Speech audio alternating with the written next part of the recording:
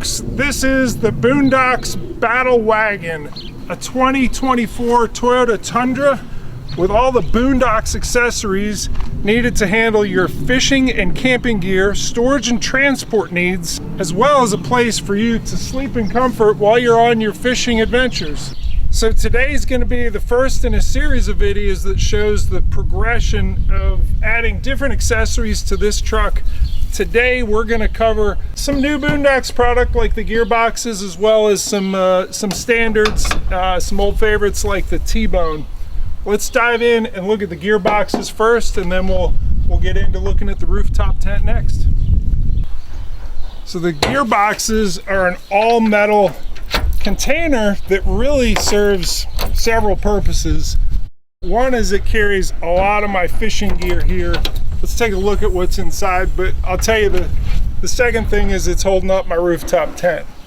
These sorts of things, and I'm gonna pull things out as I go, are things that normally would either be in the truck bed where they're kind of loose and anyone can reach in and steal them, so that's a security issue, or they're going to be in the cab where, you know, things like the leverage landing net being wet and stinky with a bunch of loose items there.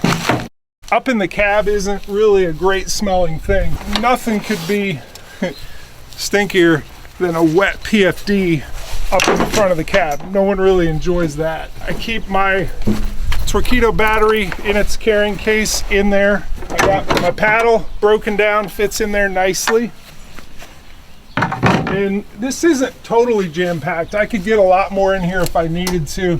And I have, you know, a whole other one on the other side for other stuff like your camping gear. Got a bump board in there, a catch board, Torpedo throttle, and my Lakewood money bags with all my soft plastics in there. So you can see there's quite a bit that fits in there, in addition to my Torpedo electric outboard. Let's take a closer look inside. I'll show you some of the features, and we'll talk a little bit about how this is mounted. So each set of gearboxes comes with a set of keys, two gas struts for each side. You actually have 1, 2, 3 tracks on the inside, one shelf per side.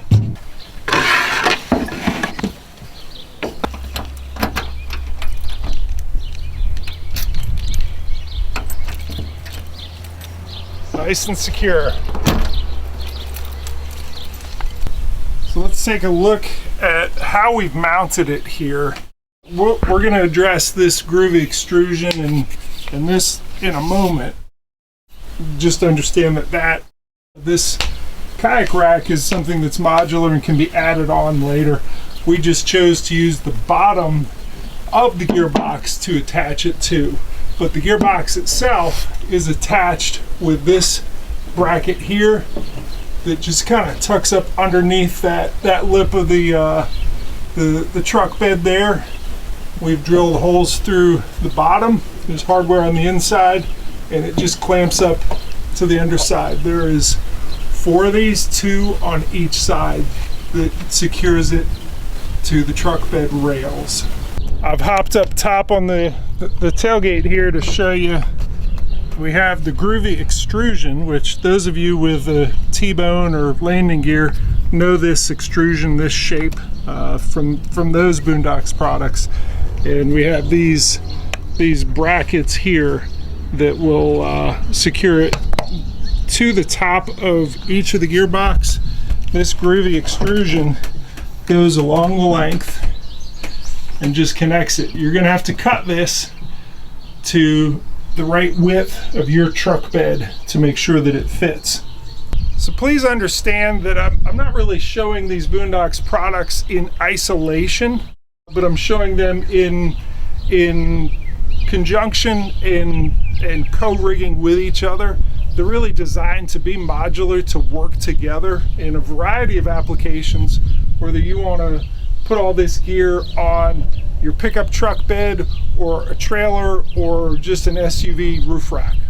So I'm really eager to talk about this James Baroud Grand Raid rooftop tent. But before we get to that, I'll tell you, I've already slept in it 4 nights so far in Kentucky and Virginia on some kayak fishing adventures.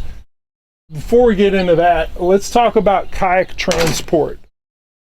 We already have the T-bone here, which I can put my Hobie Pro Angler right in here, and that's the heavier of the two that I carry, and it actually fits underneath this groovy extrusion here with these two groovy extrusions that are longer, and you have these wheels here that allow you to roll, and in my case it's an inflatable that'll ride right up there. So you'll get a set of these and you can install them in the track that's at the end of the groovy extrusion.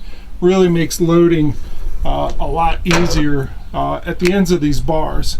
The bars, the groovy extrusions, you can get in 3 different lengths depending on really what you need.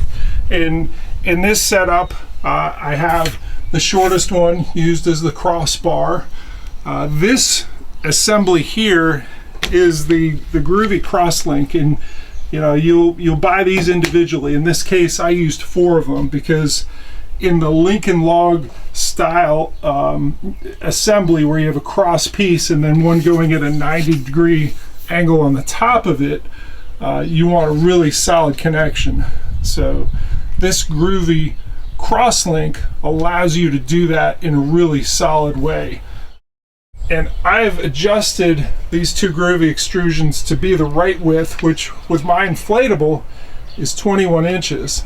With your boat, it may be a different length, and maybe you don't even need it as long as I've done with my nearly 15-foot long inflatable kayak. So fully adjustable for how you want to come up with your own way to transport your kayak, whether it's on a trailer or, in this case, I have this raised area so I can put the Pro Angler low and the inflatable up high.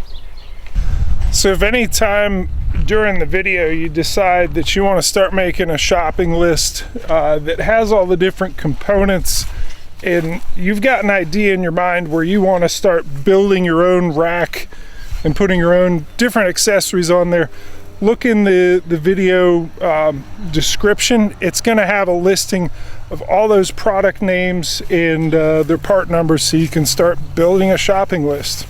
So the next part that I want to show you is the groovy flat link, and it's how we got this James Baroud Grand Raid rooftop tent on there. The tent itself comes with a track, and this gusset is it's actually just part of the groovy landing gear. So we've just made that in a kit that is the groovy flat link, which it links it, as opposed to the cross link where you're linking two groovy extrusion bars at right angles. This is linking the groovy extrusion bar to something that is flat. All right, the part that I've been excited to show you, this is the James Baroud Grand Raid rooftop tent. So you can see I just unclipped that. You have these little pins that you pinch, and then you stick your finger on the top. That undoes the hinge, which secures it. We're going to loosen that one. We're going to come over to this other side, so I'm going to have to switch hands to come at it the right angle. It's on there secure. I'm going to come off of this. And it's already starting to pop up. You know, this thing is ready to go. Now I need to do the same thing at the front. All right, as soon as I undo this one, the whole thing should go ahead and release upwards. And I'm going to reach in there. There is a ladder that's in here, I'm gonna go ahead and pull down to make it easy on getting up and down. The ladder has its own little case that we're gonna unzip and go ahead, take that case off and lay that on the tailgate here. And this just extends upwards. You're gonna look at these little hooks here. They're gonna correspond with some hooks that are right up on the base of the tent. So it extends upwards and we just kind of slide in from the side. And we're ready to go ahead and step up here.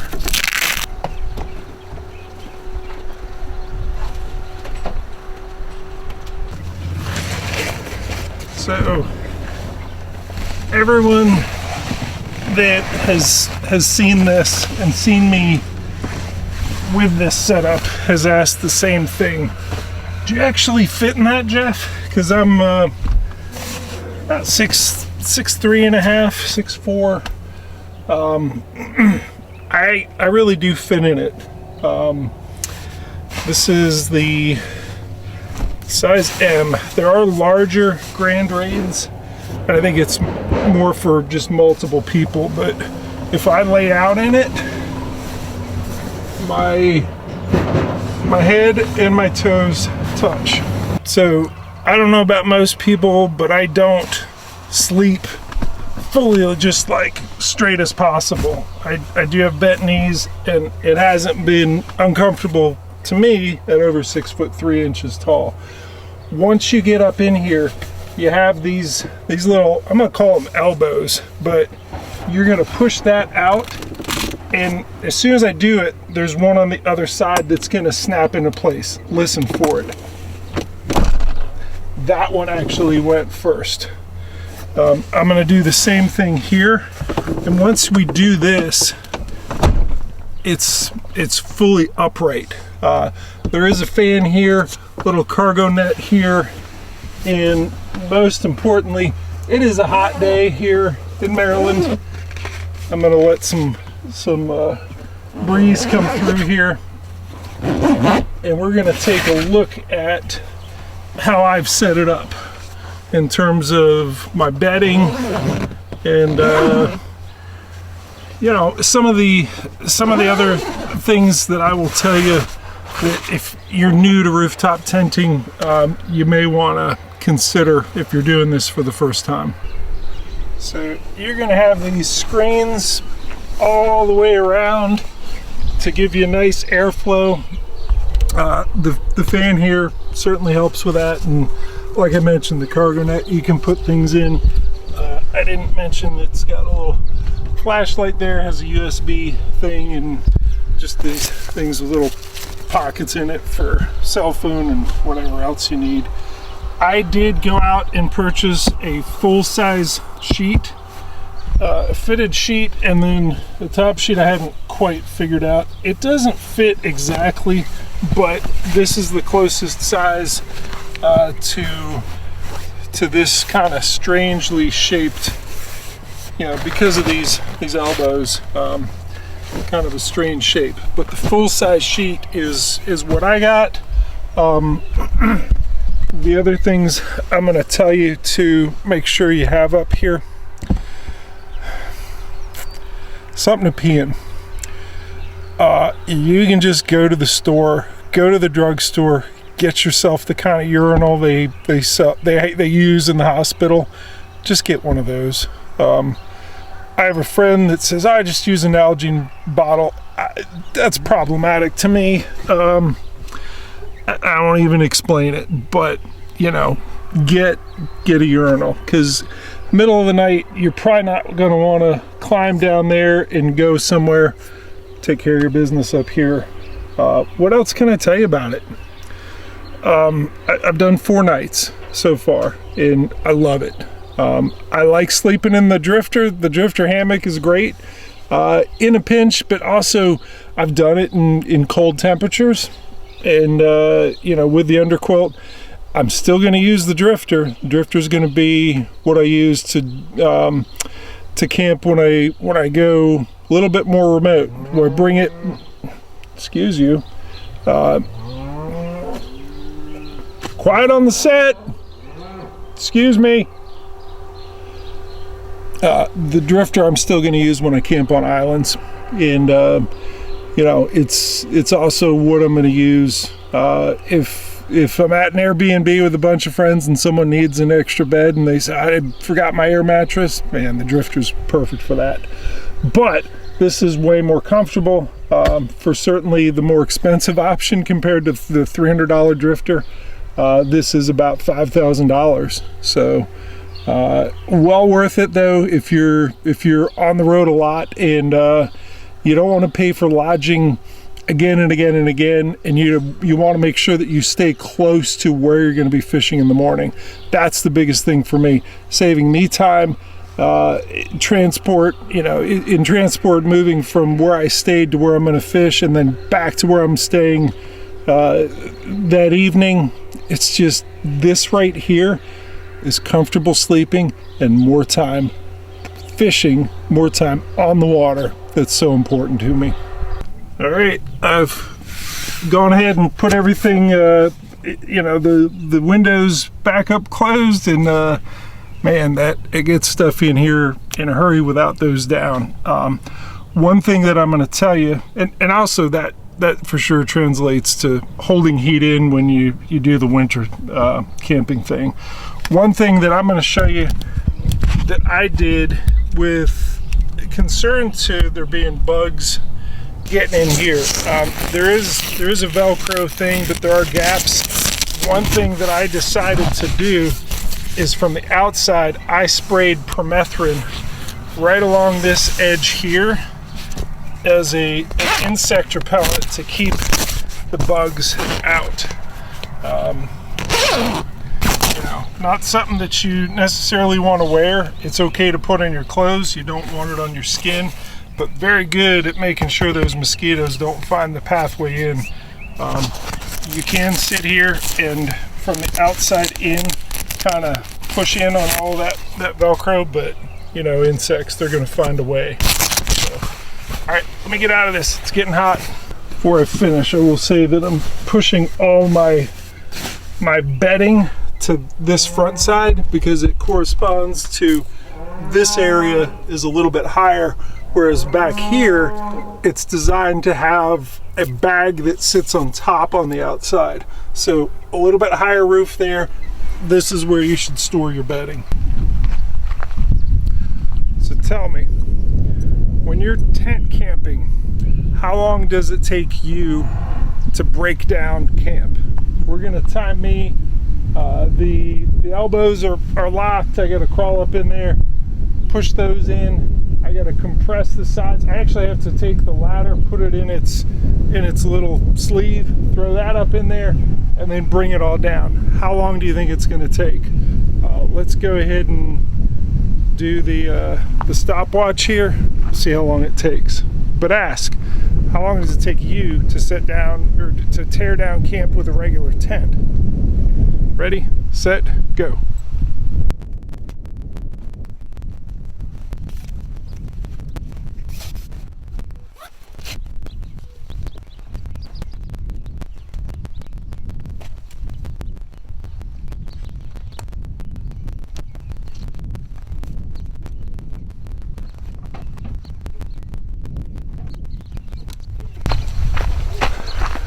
Less than 3 minutes. It was 2 minutes and 50 seconds. You really can't beat that. So Boonedox prides itself in everything that we offer is actually manufactured in Thomasville, North Carolina. But in the case of the Rooftop tent, we did make an exception. We don't make this. We're working with James Abreu.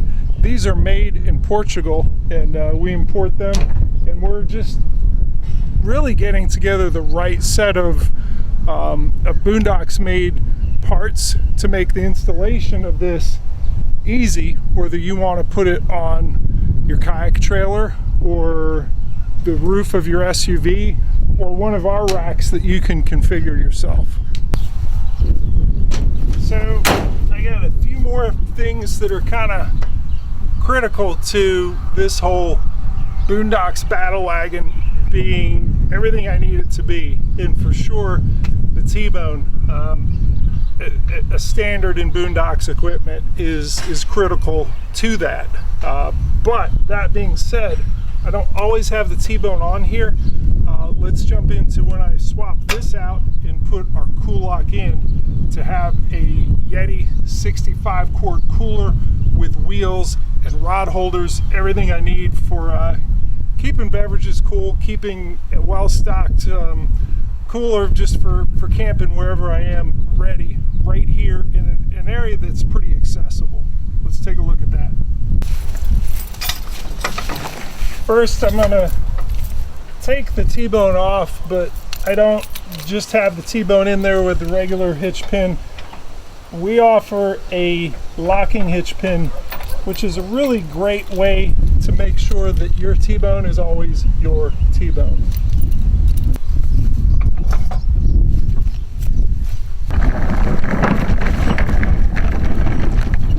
So there's a bunch of Yeti specific products here. The first, is the Yeti 65. It's pretty standard product here. What we've added are the quad rod. So these are rod holders, and they tuck right down into that. We already have straps here that connect to a frame. I'm going to take this here and shut it. You're going to see the frame of the wheels, so you can wheel your cooler, wherever you're going. You can easily wheel it, and it just connects to the little pegs in the bottom, locks in there, and then secures the rest of the way with these straps that tighten down there. Excuse me, anyone ask you? No, be quiet. Someday, some of those will be in that right there. So you get a strap to tug it along, carry it wherever you need to, not break your back. But this whole thing can transport on this. This goes into the hitch there. I found it necessary to add this extension so that I can drop the tailgate and it not come down on it. So we'll go ahead and put this in here, and I'll use the locking hitch pin to get that into place, and we'll place the cooler right here.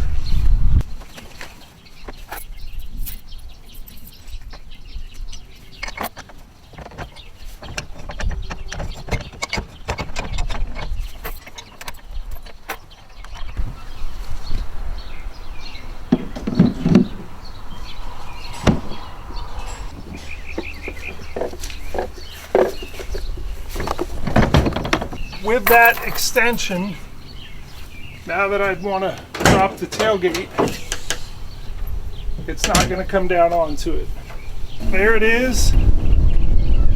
What we're going to do next is we're going to take these short Yeti straps and we're going to thread them down through there, and it's going to go down to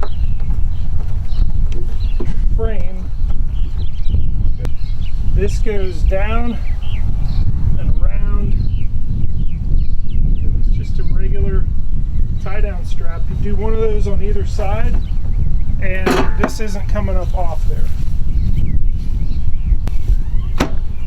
So this isn't going anywhere unless someone just comes up here, undoes this strap, and then they can steal this whole thing. How do we address that? The way that I've done it is with this Master Lock Python lock. A lot of the Yeti dealers will sell this, but I think you can also get them at different hardware stores. I'll give you a closer look at that. But basically, the key goes in there, and you have this cable that goes through that part right there. And I'm gonna get the key out and show you. Stick that key in there. That allows the cable to pass through there. The cable will pass up through there, and it can't come backwards.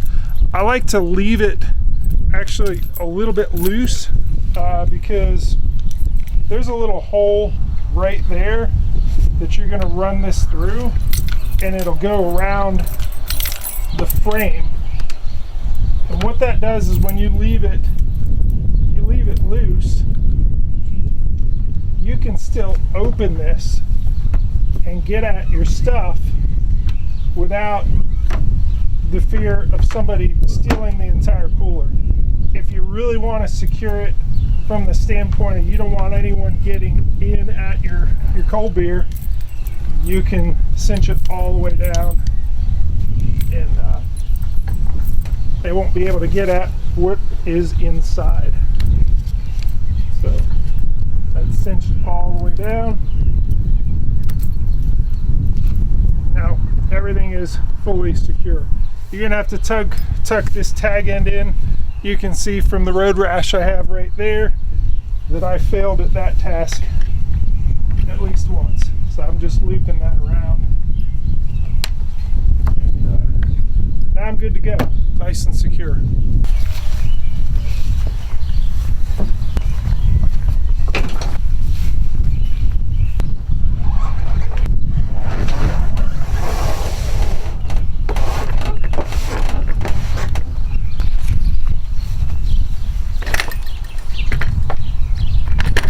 Man, those wheels make it easier.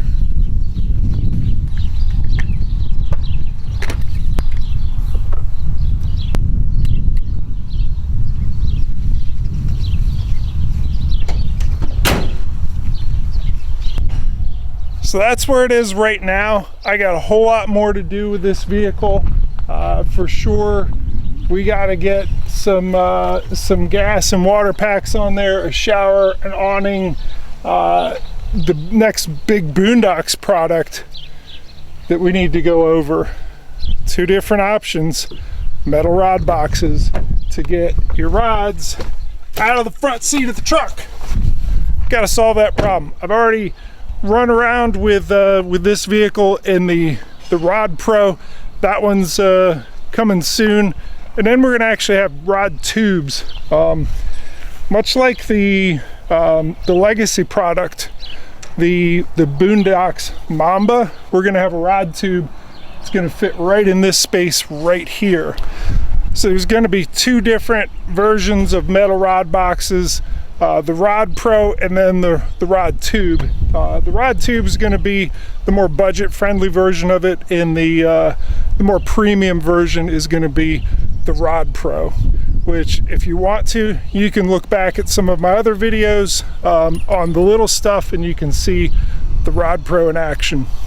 Thanks for watching. Keep watching this series on the Boonedox Battle Wagon. See it come to fruition and get more stuff put on it to make my camping and fishing adventures just better.